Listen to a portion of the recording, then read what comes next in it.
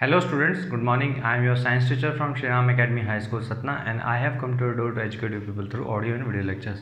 So students, in this class we are starting the subject science for class 6th. This is a series of lesson for chapter number 4, that is sorting of material into groups. Okay, this is a part 2 of the chapter. So in the last classes we learned about the objects around us, and we also grouped them into different categories such as on the basis of their shape and on the basis of their material. Then we learned some of the materials that from which the objects are made, such as I have listed down here some of the materials. अगर आपका कोई object है, आपके आसपास जितने भी objects हैं उनमें वो किस मटेरियल से बने हुए हैं, ये मैंने उसमें से कुछ चीज़ें लिखी हैं। और भी बहुत सारे मटेरियल्स हो सकते हैं, ठीक है। अब जैसे वुड एंड पेपर से बहुत सारी चीज़ें बनी हो सकती हैं। Would say furniture, table, chair, okay.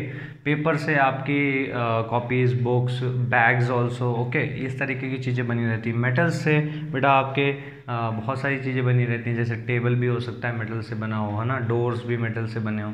And plastic से बेटा आपकी पेन वगैरह, ठीक है, इस तरीके की चीज़ें। टॉयज़ भी प्लास्टिक से बनते हैं। लेदर से बेटा शूज़, है ना, लेदर से बेल्ट भी बनते हैं, बैग्स भी बनते हैं। एंड कॉटन से बेटा क्या बनते हैं, क्लॉथ्स बनते हैं, बेडशीट्स बनती हैं। मड एंड सॉइल से बेटा अर्दन पॉट्स एंड क्रॉकरीज बनते हैं, ठीक है। सिमिलरली ग्लास से आपकी ग्लास विंडोज़ बनती हैं। ग्लास से और भी बहुत सारे आइटम्स बनते हैं। ग्लास से इवन यूटेंसिल्स बनते हैं, जिसमें बर्तन वगैरह जो आपके किचन में पाए जाते हैं, ठीक है। रबर से भी बहुत सारी चीज़ें बनती हैं, ठीक है। तो ये सब मटेरियल्स हैं। अब हो सकता है कि कोई एक ऑब्जेक्ट एक ही प्रकार के मटेरियल से बना हो, या ये भी हो सकता है कोई एक ऑब्जेक्ट एक या एक से ज़्यादा ऑब्जेक्ट्स मटेरियल से मिलके बना हो। जैसे पेन की बात करते हैं तो पेन बेटा दो मटेरियल से मिलके बना होता है। एक तो प्लास्टिक से भी, है ना, प्लास्टिक का होता है, लेकिन जो उसकी निब होती है वो किसकी होती है, मेटल की होती है ना। तो हम कह सकते हैं कि ये pen is made up of two materials. ऐसे ही बहुत सारी चीज़ें हैं, जैसे चेयर है, टेबल है। आपके टेबल का जो फ्रेम है वो हो सकता है मेटल का बना हो, लेकिन जो ऊपर का बोर्ड है वो किसका बना हो सकता है, वुड का बना हो सकता है। तो ऐसी बहुत सारी चीज़ें हैं जो एक या एक से ज़्यादा मटेरियल से मिलके बनती हैं।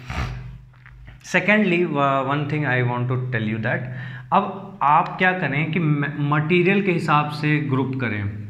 जैसे मटेरियल आपने कह दिया मेटल से बनी हुई चीज़ें, तो कौन कौन सी चीज़ें मेटल से बनी हुई होती हैं वो सारी चीज़ें लिख सकते हैं। तो आपको ये पता चलेगा कि there are different things that are made up of same material, ना। एक ही मटेरियल से कई सारी चीज़ें मिलके बनी होती हैं, जैसे कि आपको टेबल 4.2 में करने को कहा गया है, ठीक है।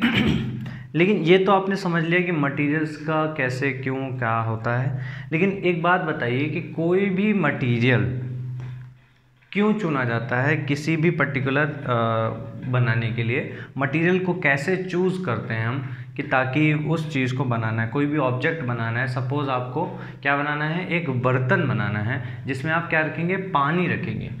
तो बताइए इसमें से कौन कौन सी चीज़ें हैं जिनका इस्तेमाल आप कर सकते हैं जो आपको अच्छा रिजल्ट देंगे और ज़्यादा दिन तक वो ऑब्जेक्ट रहेगा।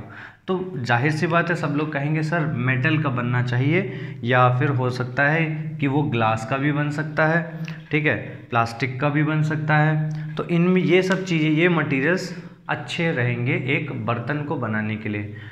तो मुझे बताइए क्यों चुना गया, और क्यों नहीं हमने कॉटन के कपड़े को चुना, ठीक है। हमने क्या किया, एक कॉटन का कपड़ा लिया और उसका एक टम्बलर बनाने की कोशिश किया। टम्बलर मीन्स बेटा जो बर्तन होता है जिसमें हम ज़्यादातर पानी या दूध रखते हैं, ठीक है। तो टम्बलर हमने कपड़े से क्यों नहीं बनाया, मेटल से क्यों बना रहे हैं, प्लास्टिक से क्यों बना रहे हैं। हमने क्या किया, उसको कपड़े से बना दिया। तो क्या होगा, जब उसमें आप पानी डालेंगे तो क्या हो जाएगा, वो पानी कॉटन के उससे बह जाएगा, है ना। तो पानी रुक नहीं पाएगा यहाँ पर। तो फिर आप कह सकते हैं कि क्लॉथ से बना हुआ टम्बलर अच्छा नहीं है। तो क्या करोगे आप, किससे बनाओगे फिर, मेटल से बनाएंगे उसको।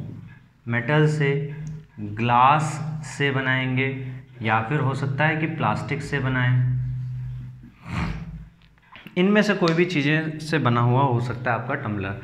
तो बेटा मेटल मटेरियल की जो चॉइस है दैट डिपेंड्स ऑन, किसके ऊपर डिपेंड करती है? We choose a material to make an object depending on its property and the purpose for which the object is to be used. जैसे जो भी ऑब्जेक्ट हम बना रहे हैं, जिस मटेरियल का बना रहे हैं, तो वो दो चीज़ों पे डिपेंड करेगा कि हम मटेरियल कौन सा चूज़ करते हैं। कि सबसे पहले तो उसकी मटेरियल की प्रॉपर्टीज़ क्या हैं, मटेरियल की प्रॉपर्टीज़ क्या हैं, दूसरा वो ऑब्जेक्ट किस इस्तेमाल में आने वाला है, ठीक है, तभी हम उसका मटेरियल डिसाइड कर पाते हैं। अब जैसे एक एग्जांपल है कि अगर आपकी जो कुकिंग वेसल्स हैं, जैसे कि तवा या फिर कढ़ाई, उन दोनों को अगर हम क्या बना दें, पेपर से बना दें, फिर क्या होगा बेटा? पेपर से बनाएंगे तो क्या खाना बन पाएगा पेपर पे?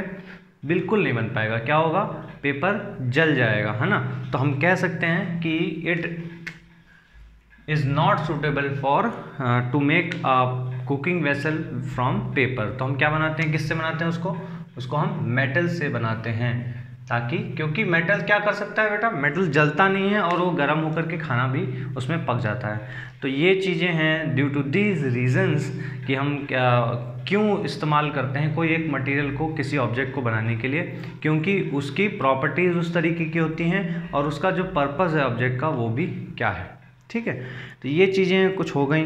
अब हमें थोड़ा सा समझना पड़ेगा मटेरियल। अब हमने तो ये देख लिया कि ऑब्जेक्ट क्या है, ऑब्जेक्ट किसी मटेरियल से बना होता है, तो मटेरियल की प्रॉपर्टीज़ को समझना भी ज़रूरी है। तो यहाँ पर हम अपने अगले टॉपिक पे आते हैं, that is properties of material, जो उनकी प्रॉपर्टीज़ बताएगा या फिर उनकी कुछ खासियत होगी, उसको हम यहाँ पे डिस्कस करेंगे।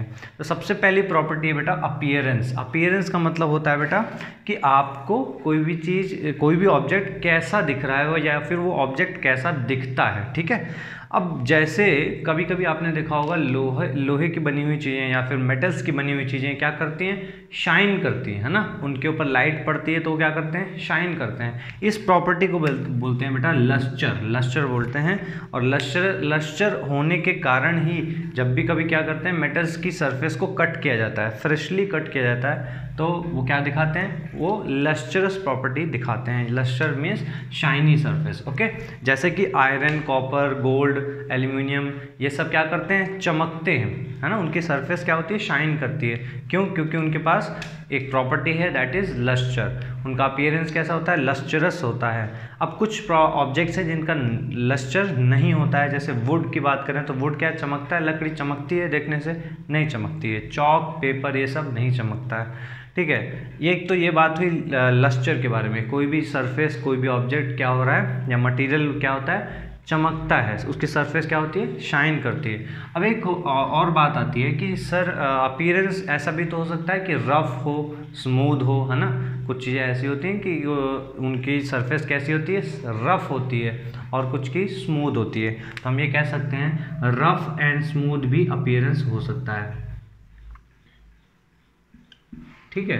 तो यहाँ पर दो चीज़ें आपकी हो गई अपीयरेंस में, lustre, non lustre and rough and smooth, okay. Hardness की बात करेंगे, सेकंड प्रॉपर्टी है, सेकंड प्रॉपर्टी हार्डनेस। हार्डनेस से समझते हैं हार्ड क्या, कोई भी चीज़ हार्ड है या सॉफ्ट है, इस तरीके से, ठीक है। अब मान लेते हैं ये एक डस्टर है, ठीक है। मैं इसको क्या कर रहा हूँ, इसको दबाने की कोशिश कर रहा हूँ, तो क्या दबेगा? नहीं दबेगा। अब इसी की जगह मैं क्या लूँ, एक कॉटन का स्पंज लूँ या फिर आपकी रबर होती है इरेज़र लूँ, उसको दबाने की कोशिश करूँ तो वो दब जाएगा। तो इसलिए यहाँ पर आप दो चीज़ें कह सकते हैं कि कोई भी चीज़ को आप दबाते हैं, कोई भी मटेरियल को, तो या तो वो हार्ड टू कंप्रेस होगा, मुश्किल होगी उसको दबाने में, या फिर वो आसानी से दब जाएगा, ठीक है। तो जो हार्ड टू कंप्रेस होता है, उसको हम कहते हैं हार्ड मटेरियल, ठीक है। उसको हम कहते हैं हार्ड मटेरियल। जो इजीली कंप्रेस हो जाता है उसको क्या कहते हैं, सॉफ्ट मटेरियल। यही मैंने नीचे लिखा हुआ है, materials which can be compressed और स्क्रैच्ड। दूसरी चीज़ है कंप्रेस और स्क्रैच भी। जैसे मैं स्क्रैच इसको करना चाहूँ तो ये स्क्रैच नहीं होगा, लेकिन रबर को आप नाखून से स्क्रैच करने की कोशिश करेंगे तो वो स्क्रैच हो जाएगा। Can be scratched easily are called soft, ठीक है, उनको सॉफ्ट कहेंगे।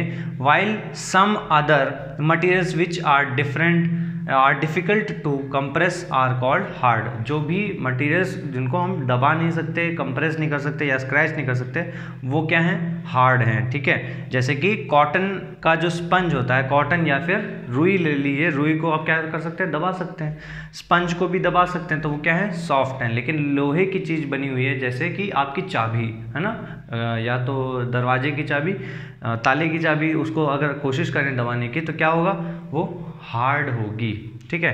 तो इस तरीके से ये कुछ प्रॉपर्टीज़ थी। अब कुछ और प्रॉपर्टीज़ हम आगे पढ़ेंगे अपने नेक्स्ट क्लासेस में। So thank you so much for this video.